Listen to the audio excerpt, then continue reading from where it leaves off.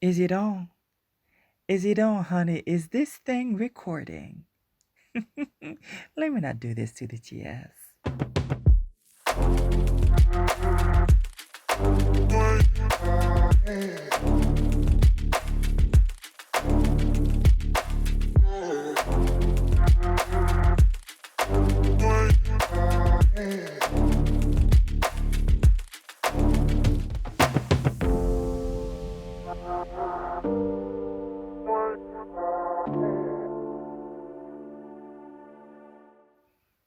You know what? I'm gonna pay homage to our good sis, the TS. That is TS Madison, honey.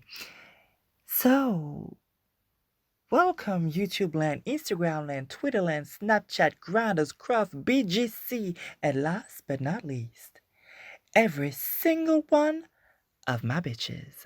Christian Mingle and the lands all across the land. This is your girl. Well, it's Lily today. Coming to you from Paris. And with much appreciation for my girl, the T.S. Madison. Congratulations for everything. Um, if you listening to this girl, because I don't know if you are. I don't know you personally.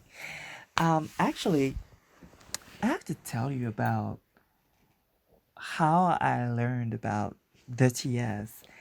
It was, I think, 10 years ago, maybe more. Yeah, about 10 years ago, yes, on YouTube.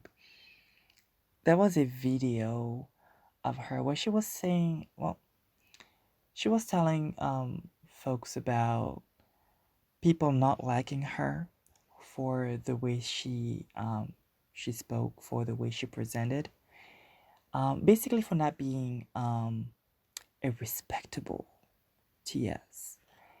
And at the time, she had some problematic views. Well, mostly problematic language, not necessarily problematic views, but um, and and she was saying, but you know what, like when people see you and they see me, they see the same thing, right? You don't like me, you don't um you don't like the way I show up in this world, but you are also me and I am also you. I'm paraphrasing, but that was essentially the message.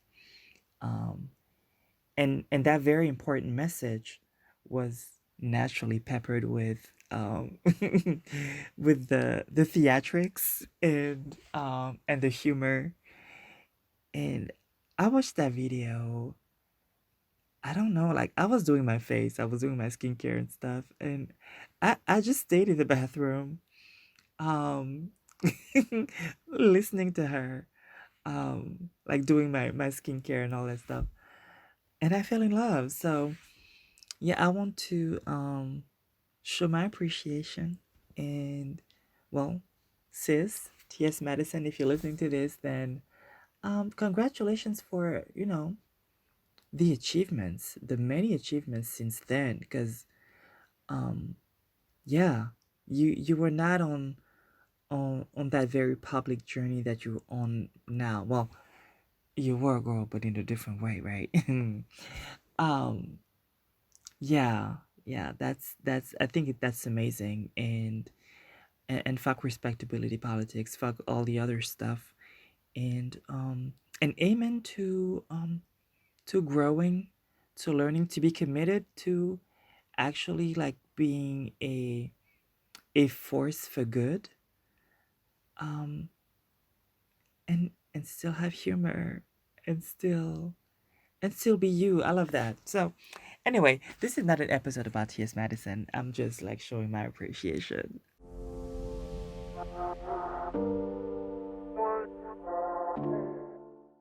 I can't believe it's been 2 weeks since the last episode. Like, wow. But anyway, I really enjoyed the conversation with Diamond Styles, who is the host of the podcast Marsha's Plate.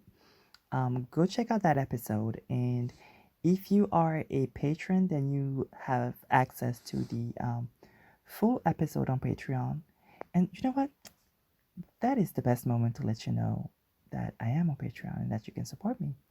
So, how do you do that? Well, if you want to support me, you can just go to ftnpod.com and you have a donate button at the top, like it's right there in the menu.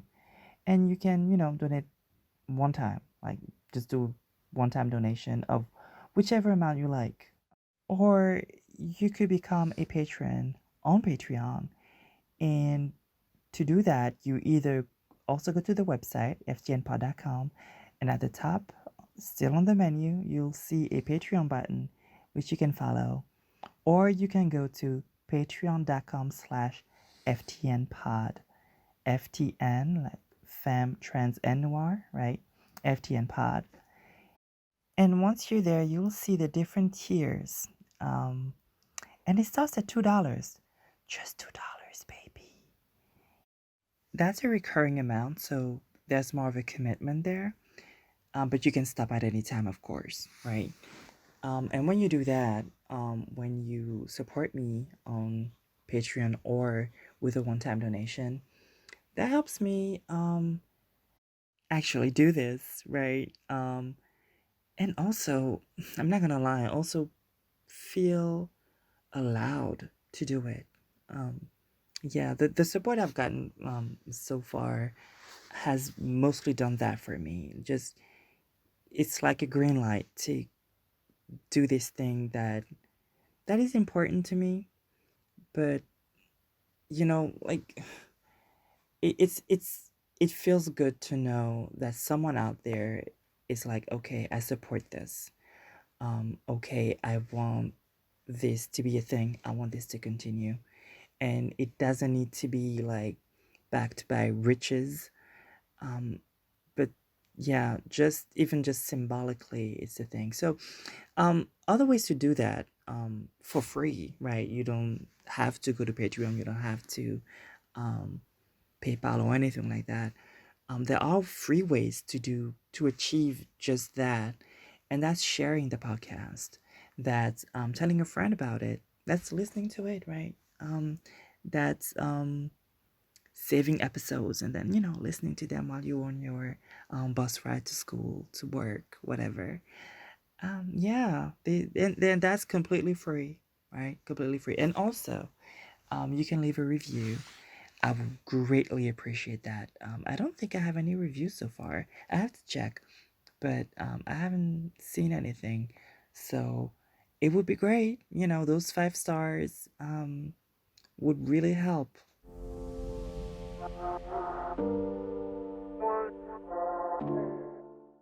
All right, y'all. I want to talk about how to deal with transphobia. And yeah, that's because that's an everyday thing. We know, right? If you're a trans person, it's definitely an everyday thing. But first, I want to define what transphobia is. And hmm, the most important thing I want to say in order to do that the right way is people have to stop defining things as their most violent or the most disgusting expressions, right? So racism isn't just when you say the N word. Racism isn't just when black people get beat up as they're being called niggers, right? That's not the limit of racism.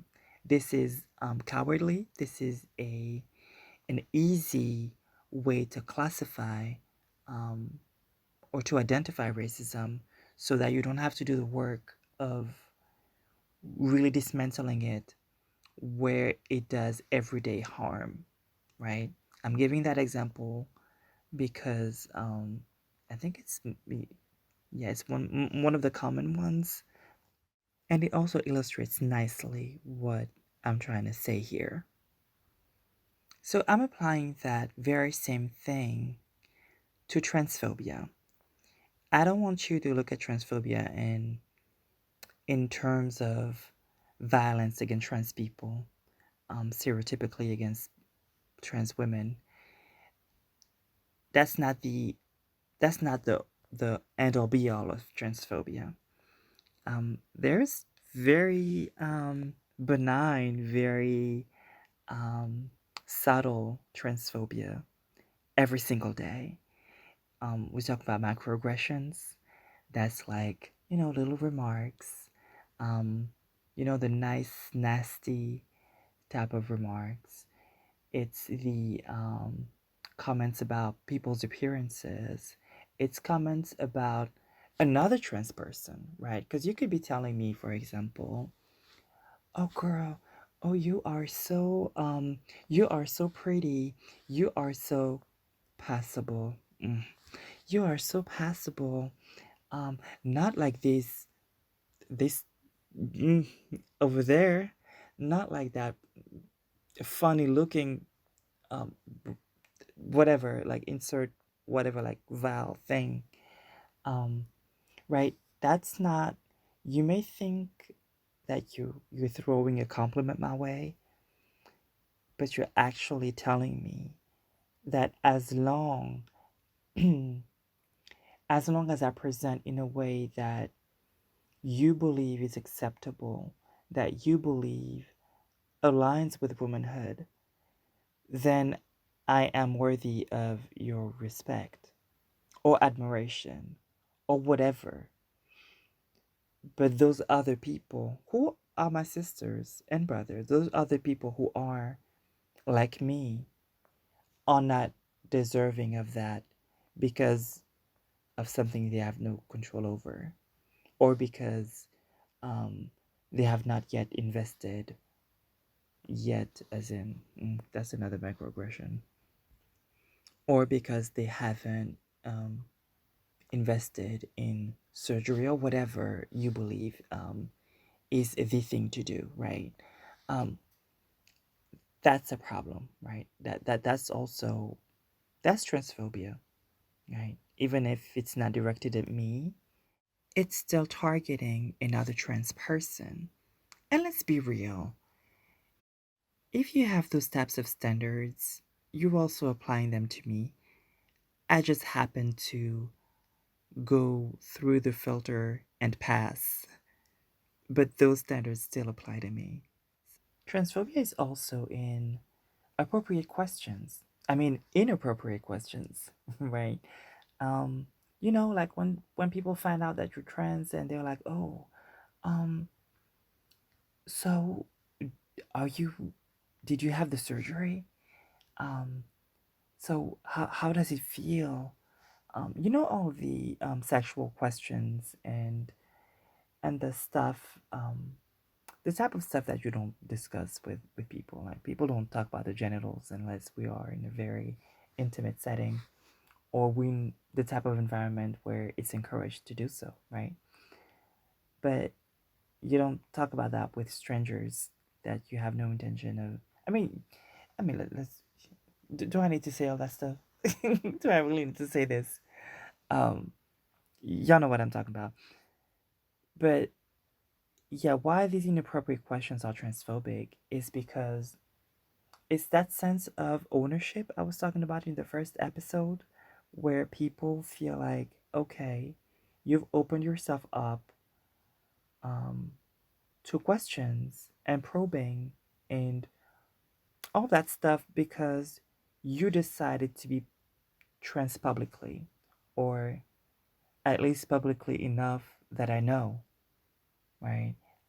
The moment it enters my sphere, then suddenly um, I own the right to your time, your effort, and your labor, and also your privacy, right? It's that is transphobic because it's not recognizing the full humanity of the person.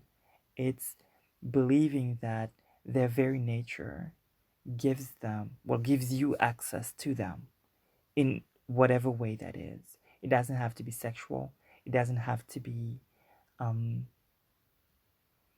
it doesn't have to be like, okay, now you're gonna have to sit here and tell me all your life story, because it's not that. It's more subtle than that. But but um, it's still demanding something of the person, right? And that's not right. Now, how do I deal with that? Personally, if I am not in the mood, I'm not in the mood to educate, to teach, whatever, then I'll be like, you know what? Um, I'll disengage, or I'll say, um, don't be asking me those questions. Guess maybe this transphobe is a nice one, but 5 minutes ago, you were dealing with a very violent one, or I don't know. Either way, it doesn't even matter. Like, nobody is owed education from you, nobody's owed your time, so it doesn't even matter at all. But if I do have the time, and if I want to, if I feel I'm mentally prepared to do it, then I will educate, and I will let the person know why their question is inappropriate, why why there is why it's an issue, why they shouldn't be asking that question. I'm not going to answer the question, but I'm going to make it a teaching moment, right? If you're asking me about operations, I'm going to have to ask you why that matters to you. I'm going to have to ask you why you need to know about the shape of my genitals. I'm going to have to ask you why why it's important to you to know about the most intimate details of my body and my being when I know nothing about yours. Would they mind exposing themselves a little first, right? When they feel a little stupid, then they realize and we're like, oh, okay.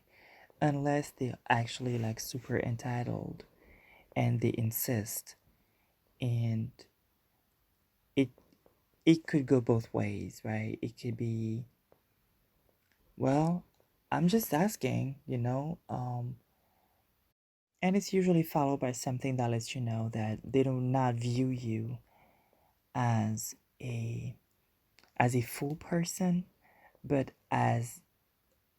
hmm, as something to discover. They view you as a topic, not as a person. In that moment, at least, that's how they perceive you. Or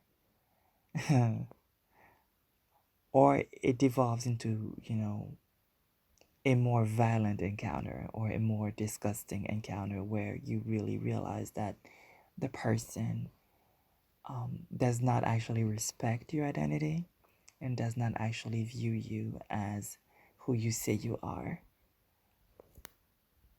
And in that moment, maybe you did not educate them, but they educated you on who they are.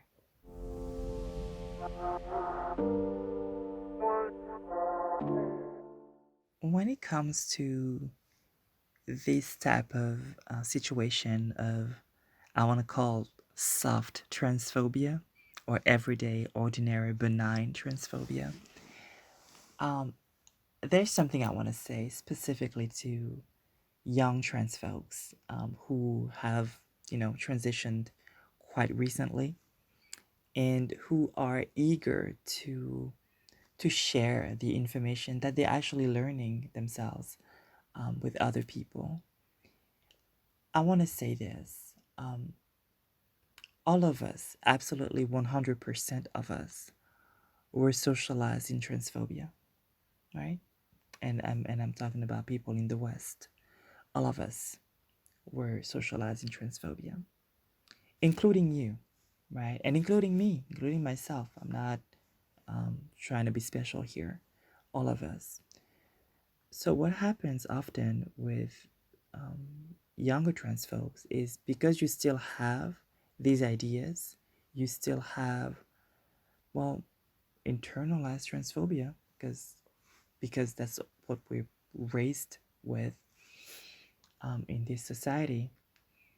Um, because you still have that, you may be answering questions that people have no business asking you because you may feel like at that moment anyway, um, it's not a big deal. It's not a problem. Well, they just want to know if I have a penis or a vagina. Um, well, why does it matter if I say that I want to have such and such cosmetic surgery procedure done, or why does it matter? It The answer is that it only matters, or it's only important if it's important to you, right? Um, if it's something you feel safe or you feel okay talking about, then go for it. It's I personally don't see anything wrong with that. Where I would say be careful is maybe do not make it sound like that person, um, it's that person's right to ask those questions because they're not entitled to that information. You know what I mean? Um, if you feel okay answering the questions, then it's fine.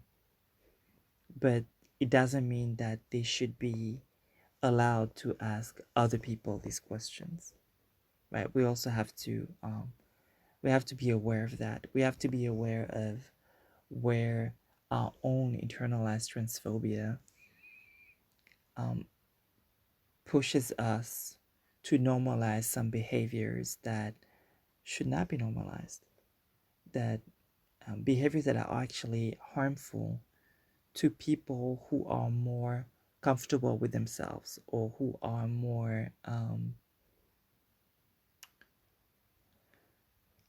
who have better expectations for the people around them. And that's no shade to you, because I would be shading myself too. Because I've also been in a position where I was learning more about um, my own place in this world as a Black trans woman. So this is where I'm coming from with this.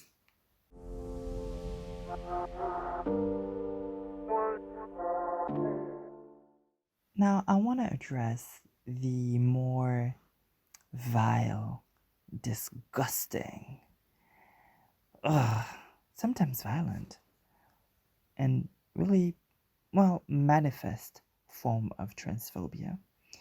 And I'm not going to talk about physical violence here because that's completely different, right? We all deal with that in different ways according to our ability, to our physical abilities, and um, our temperament also, I guess. So that's a completely different story. I don't want to get it really get into that on here. But what I want to talk about is, the insults or the the altercations, the verbal altercations.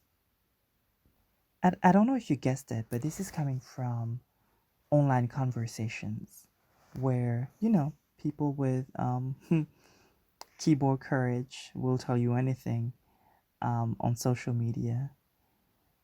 But yeah, I feel like a lot of the people who come after us, who come for us and our wigs, are just miserable. I mean, that's a cliche, but I do believe that it's a true one.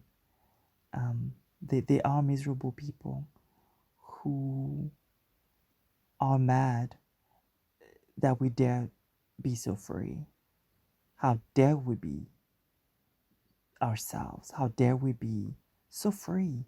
Not care about standards, not care about the limitations set for us by our biology. How dare we say that we want more for ourselves? How dare we do that when they're miserable, when they can barely get crumbs of what they actually want in life? We're handing a mirror to them and they hate what they see. So they blame us. They blame the mirror. They don't blame themselves because that's too hard. That takes introspection. That takes effort. That takes actually doing something once you're done, questioning. It takes work to actually change things. Nobody wants to do that. So, let me actually spit on you instead. Let me abuse you because that's much easier. And I said I was not going to talk about physical altercations, but I'm thinking about a girl I've talked to on TikTok. She's 20. She is super nice. She's pretty. This girl is super super nice, and she has been attacked more than once. And what she says is, well, her answer to that, as they attack her, is, well, I haven't done anything to you, and um, I haven't done anything to you, so why are you doing this to me? I'm just I'm just living my life. And that's heartbreaking. That's heartbreaking, um and I think it's actually feeding them. That's the worst part. Um I believe that they get off on that. They get off on knowing that as predators, they have isolated and are now spoiling something pure and innocent. I really believe that there's this very unhealthy, very disgusting element to their aggression. So I believe they should never be fed. They should not be given that type of satisfaction. But anyway, I'm not trying to, of course, victim blame here because that's not. No, that would make no sense. Um, yeah, it's just an observation. And again, I'm not telling you how to defend yourself in case of a physical altercation. I don't think I have I don't think I even have like proper tips for that. Um, I'm just pointing out here that this may actually be something um, that fuels their fury because it's something they do get off on.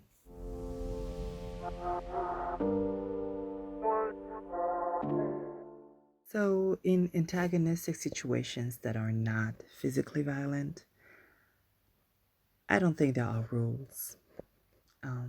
But here's what I would like to share.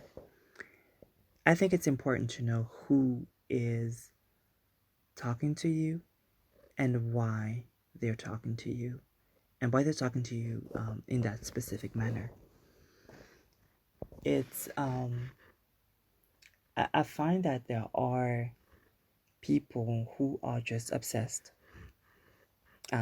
with us, and because they desire us, or because they want to be us, or maybe their man left them for us. I mean, I don't know. These people have a personal issue, and honestly, I like to just cackle in their face. Um, I like to remind them that I know they're miserable. I like to remind them that they are nothing. I like to remind them that they are beneath me, and that they wish they could kiss my feet. That's what I like to remind them, um, because I believe it's the truth. Yeah, I know it is condescending. It is mean, but I do not owe anyone niceness when they are attacking me. And I am not one of the people who say, well, if you,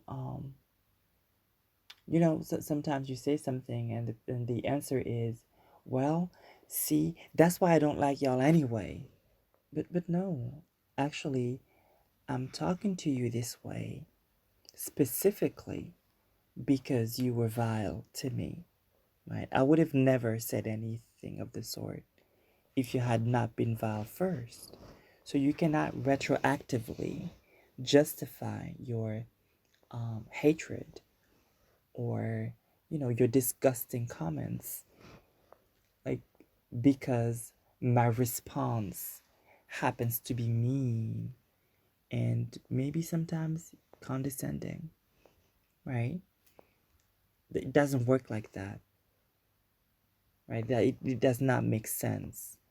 I mean, I hear it all the time, right? People are still trying to make it a thing, but it doesn't make sense. You can't retroactively make me feel guilty about what I said to you in response to what you said. It just makes no sense. So yeah, I cackle. I cackle hard, and I let them know why I cackle. I let them know that I particularly enjoy the fact that they know that they're worthless, and they know that I know that they're worthless. And that's very enjoyable to me, and I love to see it. So they can keep the mean comments coming. And I'm aware that it's very mean. Um, and I don't have a problem with that because I believe it's not much actually compared to what they want for me, right? They don't want me to exist. Or, even more perverse, they want me to exist and be miserable. They want me to feel bad about myself. They want me to lower myself so that I may look up at them, so they may feel superior to someone. And I'm not going to do that because the reason why they're doing it is because they feel miserable, they feel low, and they need to feel like someone is lower than them. If they want that from me, baby, I want that for them. And I sort of mixed up two different types of people here, right? The people who are actually envious or who desire us for some reason, and the people who do have a certain hierarchy in their minds, and they feel like um, we should know our place, and we have it seems that we have lost our understanding of what our place is, and they're just here to remind us because they want to keep that order because it works for them. And if we are under them, then they can feel better by themselves. They can feel like they are at least superior to someone, right? Um, I sort of put these two together, even though they're very different, because I deal with them the same way. Because for both of them, for both of these groups, um, the expression of their transphobia comes from a place of lack, comes from a place of insecurity, I guess. Um, and if they are trying to attack my insecurities, I really don't see why I shouldn't attack theirs. I mean, it's fair game, and it's so good. It feels so cathartic. Yeah, let me know how mean I am in the comments below. To be honest, it's really my favorite way to engage with transphobes. Cackling. Today, yeah, that's all I really want to do. Because if I'm going to educate you or deal with you, deal with the violence, then I need a good laugh out of it. That's one thing. Now, the people who are more aggressive, um, I tend to disengage because one, well, it's not as fun, right? It's really not as fun. But it's also like, okay, how much crazy am I dealing with, right? Um, how much um, imbalance am I dealing with, and how far do I want to take this, or am I ready or am I ready to take this, right? Yeah, those are questions that are important, I think, when dealing with more extreme forms of transphobia. And I think it is better to disengage.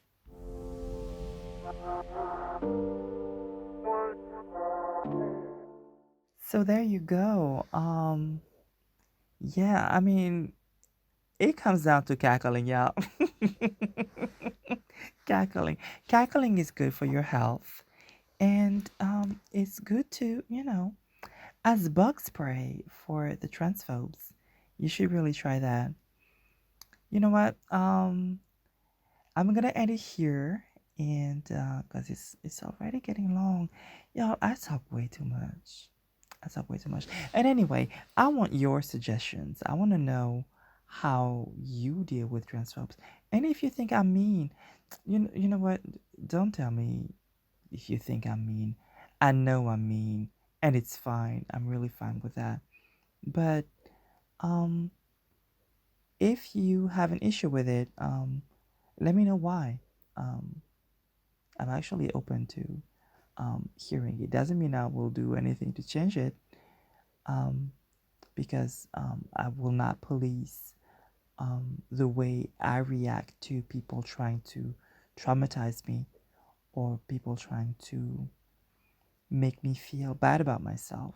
I will not police that, but I am interested in knowing how other people feel about about this, and about different situations. So I'd love to know how you deal with it, and what you have to say. So email me, yes, email me at contact@ftnpod.com. So that is contact@ftnpod.com, or you can just go to www.ftnpod.com and go to the contact form. Or you can join me on social. I'm at FTN Pod pretty much everywhere. So, well, I'm mostly active on TikTok these days. Join me there because it's fun. And I'm also on Instagram and Twitter. I'm a little less active there these days, but I'm still there. I'm still there. But the engagement is not, it's not giving what it's giving on TikTok. Like, I actually get to have interactions and, do video replies and things like that. So join me there. I'd love to see you there, and I'd love um, to know your thoughts. That's important to me, actually. All right. Well, I'll talk to you in 2 weeks, unless I see you first on the socials. And yeah, so join me on social, join me on Patreon, support if you can, and share, comment, subscribe. I mean, do all the things. You know what to do. You know what to do. Thank you so much for your support. Thank you so much for your time. And I can't wait to talk to you soon. Bye bye.